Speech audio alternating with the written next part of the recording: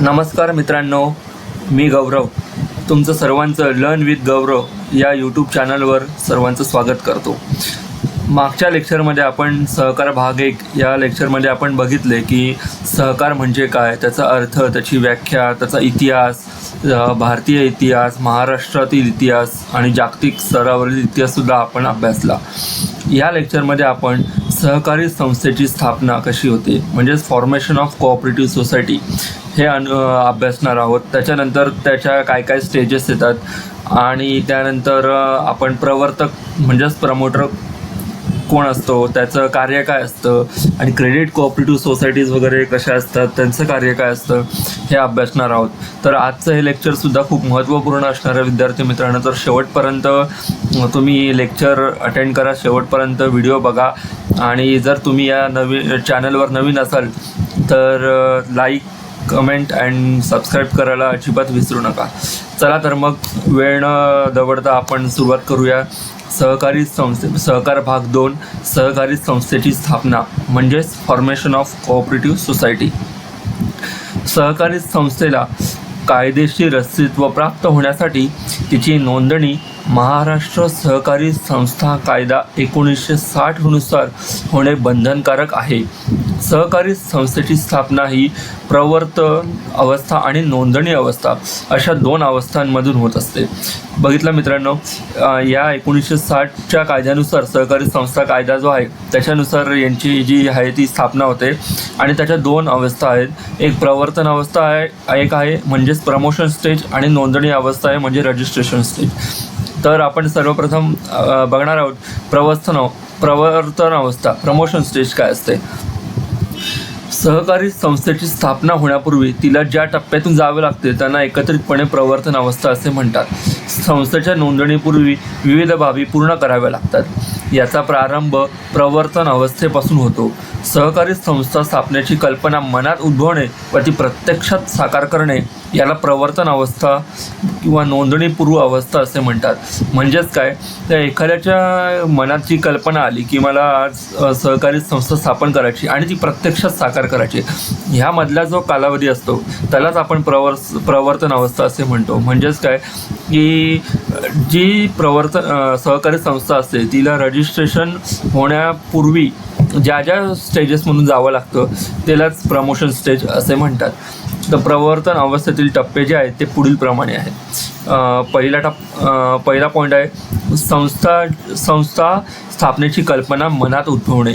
दुसरा पॉईंट आहे मनातील कल्पनेचे तपशीलवारपणे परीक्षण करणे. तिसरा जो आहे तो अनौपचारिक सभेचे आयोजन करणे. म्हणजेच काय की पहिले आहे की ती पहिली कल्पना मनात येते, दुसरी गोष्ट ती तपशिलावर प्रत्यक्षपणे उतरेल की नाही याचं परीक्षण, एक ॲनालिसिस केलं जातं. तिसरं जे आहे की अनौपचारिक सभेचं आयोजन करणे. म्हणजेच काय की जो व्यक्ती असतो ज्याच्या मनात जी कल्पना आलेली असते तो एक सभेचं आयोजन करतो, त्याला अनौपचारिक सभा असे म्हणतात. मग त्याच्यामध्ये आपली उद्दिष्ट ठरवली जातात, संस्थेचं नाव काय द्यायचं, पोट नियम कसे ठरवायचे, त्याचे अधिनियम, पोट नियम म्हणजेच उपविधी वगैरे, त्याला ते कशा पद्धतीने आपण ठरवायचे, त्या सगळ्यांचं आयोजन तो प्रमोटर करत असतो. त्याच्यानंतर आहे की चौथं जे साधन सामग्री गोळा करणे.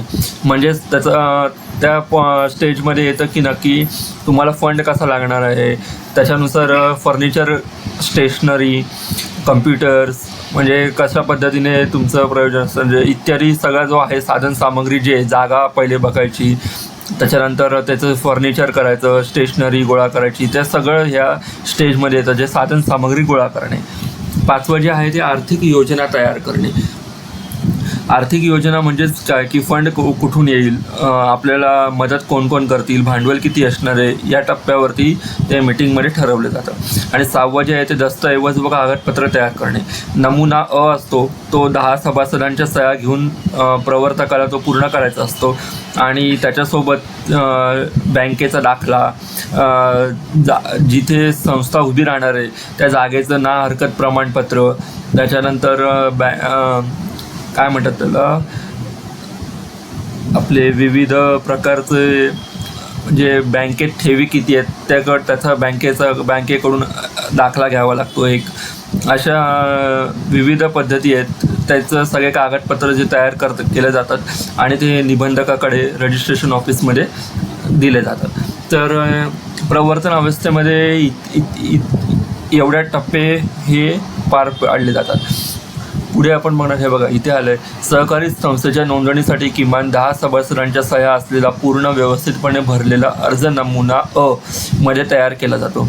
तसेच सभासद यादी, संस्थेचे पोटनियम, नोंदणीपूर्व झालेल्या सभेचे इतिवृत्त, म्हणजेच काय की जे अनौपचारिक सभा जी झालेली आहे त्याचं इतिवृत्त सगळं, नंतर जागा व इमारतीत मालकीचे ना हरकत प्रमाणपत्र, हजर असलेल्या सभासदांची नावं व त्यांचे सह्यांचे पत्रक इत्यादी कागदपत्र त्याला तयार करावी लागतात. अशा प्रकारे नियोजित सहकारी संस्थेच्या स्थापनेतील प्रवर्तन अवस्था पूर्ण होऊन ती नोंदणी अवस्थेत जाते. पुढे आपण बघणार आहोत सहकारी संस्थेची नोंदणी अवस्था म्हणजेच रजिस्ट्रेशन स्टेज. प्रवर्तन अवस्था पूर्ण झाल्यावर नोंदणी अवस्था सुरू होते. सहकारी संस्थेला कायदेशीर अस्तित्व प्राप्त होण्यासाठी तिची नोंदणी होणे गरजेचे असून या अवस्थेतील सर्व बाबी औपचारिक स्वरूपाच्या असतात. या बाबी पूर्ण केल्यानंतरच सहकारी संस्थेची नोंदणी होऊ शकते. त्यासाठी नोंदणी अवस्था महत्त्वाची असते. या अवस्थेमध्ये पुढील टप्प्यांचा समावेश होतो. पॉईंट 1, प्राथमिक औपचारिक सभा बोलवणे, पुन्हा ते सभा बोलवली जाते. पॉईंट नंबर 2, नियोजित सहकारी संस्थेचे बँकेत खाते उघडणे. नंबर 3, नियोजित सहकारी संस्थेचे बँकेत खाते उघडणे. पॉईंट नंबर 4, नोंदणी शुल्क चलन पावती, म्हणजे मला असं वाटतं 50 रुपयापासून ते 25,000पर्यंत त्याची ॲक्च्युली नोंदणी शुल्क असतं, पण ते विविध प्रकारच्या संस्थेवर वेगवेगळ्या प्रकारे त्याचं वर्गीकरण केलेलं आहे. तर ते जशी त्याची शुल्क असेल ते आपल्याला जाऊन बँकेत भरायला लागतं चलनाद्वारे. नंबर 5, नोंदणी अर्जाची नोंद असते. नंबर 6 असतं निबंधकामार्फत नोंदणी अर्जाची छाननी. जो काही निबंधक आहे, जो काही रजिस्ट्रार आहे, तो त्या सगळी अर्जाची छाननी करतो. 7 नंबर आहे सहकारी संस्था नोंदणी आणि वर्गीकरण. त्यांची एक नोंदणी केली जाते. सगळं जर बरोबर असेल तर त्यांची नोंदणी केली जाते. त्याच्यानंतर एक नोंदणी क्रमांक येतो आपल्याला आणि त्याच्यानुसार आपली कुठली संस्था जी आहे, सहकारी संस्था जी आहे, ती कुठल्या वर्गात जाते त्याच्यानुसार वर्गीकरण केले जाते. आणि पॉईंट नंबर 8 आहे नोंदणी प्रमाणपत्र. जर सगळं ओके असेल तर नोंदणी प्रमाणपत्र दिलं जातं. निबंधकाचा सही आणि शिक्का मारून नोंदणी प्रमाणपत्र हे तयार केलं जातं आणि ते संस्थेच्या प्रवर्तकाकडे सोपवले जाते. आता आपण बघणार आहोत सहकारी संस्था नोंदणीसाठी आवश्यक कागदपत्रे. तर ही नोंदणीसाठी कुठली कागदपत्रे आवश्यक असतात, तर सभासद यादी, जे कोणी इंटरेस्टेड आहेत त्यांनी एकत्र येऊन बनवलेली जे सभासद आहेत त्यांची यादी असते. तलाठ्याचा दाखला असतो. तर संस्थेचे उपविधी आणि पोटनियम असतात. 4, बँक शिल्लकीचा दाखला असतो. जागेचं न हरकत प्रमाणपत्र असतं. औपचारिक सभेचं इतिवृत्त असतं. आणि पॉईंट नंबर 7, प्रकल्प अहवाल म्हणजेच प्रोजेक्ट रिपोर्ट असतो. तर अशा प्रकारे प्रवर्तकाला ही कागदपत्र निबंधकाकडे सबमिट करायला लागतात आणि त्याच्यानंतर त्याला नोंदणी प्रमाणपत्र हे दिलं जाते. आता आपण बघणार आहोत प्रवर्तक म्हणजेच कोण, प्रमोटर. सहकारी संस्थेच्या स्थापनेच्या कल्पनेपासून ती कल्पना मूर्त स्वरूपात आणून संस्थेची नोंदणी करून तिचा कारभार सुरळीत चालू करण्याच्या दृष्टीने सर्व कामं करणाऱ्या किंवा अनेक व्यक्तींच्या समूहालाच प्रवर्तक असे म्हणतात. कळाला याचा अर्थ? पुढे आहे प्रवर्तकाची कार्य म्हणजेच प्रमोटर्सची काय फंक्शन्स आहेत.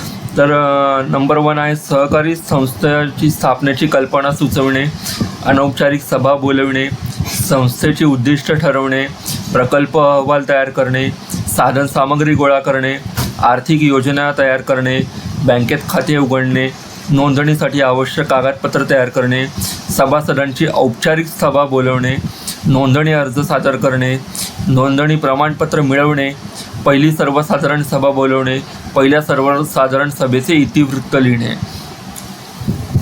ही सर्व आहेत ती प्रमोटर्सची कार्य आहेत.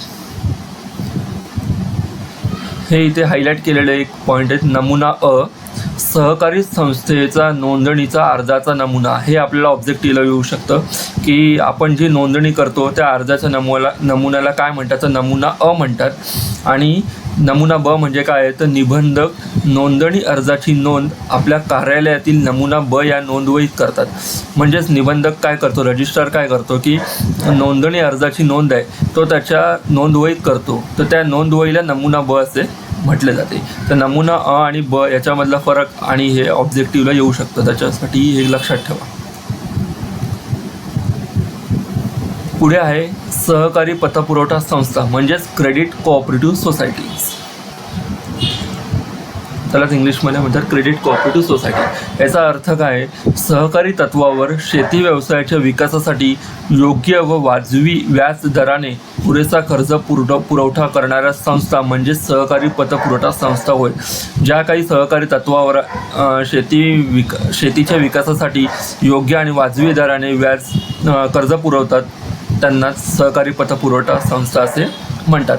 ज्या गावात खेड्यांमध्ये सहकारी पतसंस्था स्थापन केली जाते ते गाव किंवा खेड्यापुरतंच त्यांचं कार्यक्षेत्र हे मर्यादित असतं. सहकारी पतपुरवठा संस्था प्राथमिक पातळीवर सभासदांची गरज लक्षात घेऊन त्यानुसार कर्ज पुरवठा करतात म्हणून आणि त्यांचा कर्ज व्यवहार हा प्रत्यक्ष सभासदांशी होतो म्हणून त्याला प्राथमिक सहकारी पतसंस्था असेही म्हटले जाते. सहकारी पतपुरवठा संस्थेची वैशिष्ट्य काय काय, features of cooperative credit society. Number 1 आहे खुले व ऐच्छिक सभासदत्व,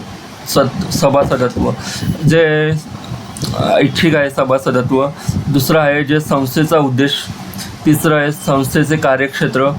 चौथं आहे मर्यादित भांडवल, कारण जे गरजू असतात ते एकत्र जे येतात त्यांच्याकडे मर्यादित स्वरूपात भांडवल असतं आणि ते संस्था सुरू करतात, त्याच्यामुळे ह्याचं एक वैशिष्ट्य असं आहे की ते मर्यादित भांडवल आहे. 5वा नंबर आहे कृषी उत्पादन साधनांच्या खरेदीसाठी कर्ज पुरवठा.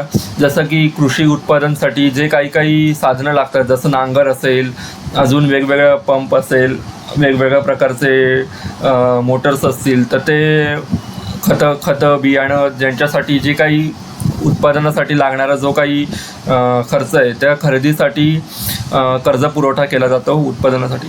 जिल्हा मध्यवर्ती सहकारी बँकेशी संलग्न, म्हणजे ही जी कोऑपरेटिव्ह क्रेडिट सोसायटी आहे ती जिल्हा मध्यवर्ती सहकारी बँकेशी संलग्न असते. 7वं जे आहे ते ग्रामीण पतपुरवठा रचनेत महत्त्वाचं स्थान. 8वं जे आहे ते तारणावर कर्ज पुरवठा, म्हणजेच की काय की ज्याला कोणाला कर्ज पुरवठा देतात त्याच्याकडून काहीतरी गोष्ट हे काय म्हणतो आपण, त्याच्याकडून ते तारणावर ते हे ठेवलं जातं त्यांच्याकडून, म्हणजे काहीतरी त्याची जमीन गहाण ठेवली जाते. गहाण हा शब्द महत्त्वाचा, गहाण वगैरे ठेवून आपण एखादा त्यांना कर्ज पुरवठा केला जातो त्यांना शेतकऱ्यांना. आणि 9 आहे मर्यादित कर्ज पुरवठा.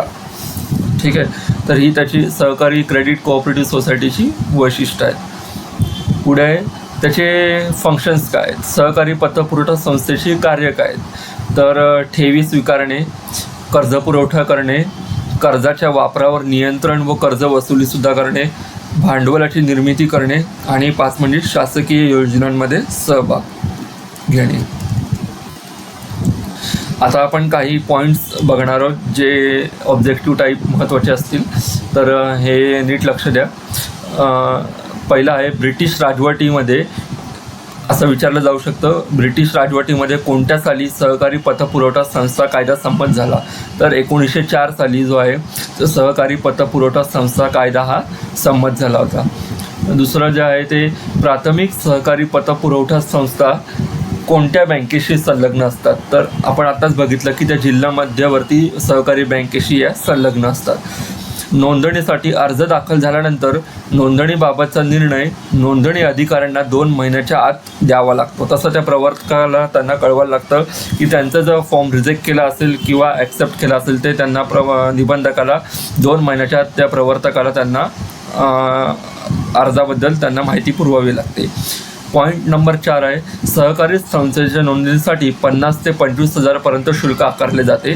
सहकारी संस्थांच्या प्रकारानुसार वेगवेगळे नोंदणी शुल्क आकारले जाते. जसं मी मगाशी सांगितलं की 50 रुपये ते 25,000 पर्यंत शुल्क आकारलं जातं नोंदणी शुल्क, पण ते प्रत्येक संस्थेच्या प्रकारानुसार ती वेगवेगळी शुल्क असतं. तसं ते बँकेत चलनाद्वारे त्याचं पेमेंट केलं जातं. 5वा नंबर जे आहे, सहकारी संस्थेला नोंदणी प्रमाणपत्र मिळाल्यापासून 3 महिन्याच्या आत पहिली सर्वसाधारण सभा नियामक सभा घेण्याचे काम मुख्य प्रवर्तकाला करावे लागते. हे प्रवर्तकाचं मेन फंक्शन्स आपण जे कार्य बघितलं त्याच्यामध्ये आहे की त्याला त्यांची नोंदणी प्रमाणपत्र मिळाल्यापासून 3 महिन्याच्या आत त्यांना एक सर्वसाधारण सभा म्हणजेच नियामक सभा कंपल्सरी घ्यावीच लागते आणि त्याचं इतिवृत्तसुद्धा लिहून त्यांना ते सबमिट करायला लागतं. 6 नंबर आहे, नोंदणी अर्जासोबत उपविधीच्या 4 प्रती जोडाव्या लागतात. आपण बघितलं की नोंदणीचा अर्जाचा जो फॉर्म भरला जातो त्यावेळेस उपविधी म्हणजेच तुमचे पोटनियम काय काय तुम्ही त्या औपचारिक सभेमध्ये मांडलेले आहेत किंवा काय काय ठरवलेले आहेत, तर त्याच्या ज्या सभासदांनी जे ठरवलेले आहेत त्याच्या 4 प्रती त्याला त्या नोंदणी अर्जासोबत जोडाव्या लागतात. आणि उपविधीत जर तुम्हाला काही चेंजेस करायचे असतील, काही पोटनियमामध्ये जर रजिस्ट्रेशन नंबर मिळाल्यानंतर तुम्हाला जर त्याचा चेंजेस करायचे असतील तर ते निबंधकाच्या परमिशनशिवाय तुम्हाला चेंज करता येत नाहीत. नंबर 7, सर्व एकाकरिता व एक सर्वांकरिता म्हणजेच each for all and all for each हे सहकार चळवळीचे मुख्य तत्व आहे. हे सुद्धा लक्षात ठेवा, येऊ शकतं परीक्षेला. पॉईंट नंबर 8, सहकारी संस्थेच्या स्थापनेसाठी किमान 10 सभासदांची आवश्यकता असते.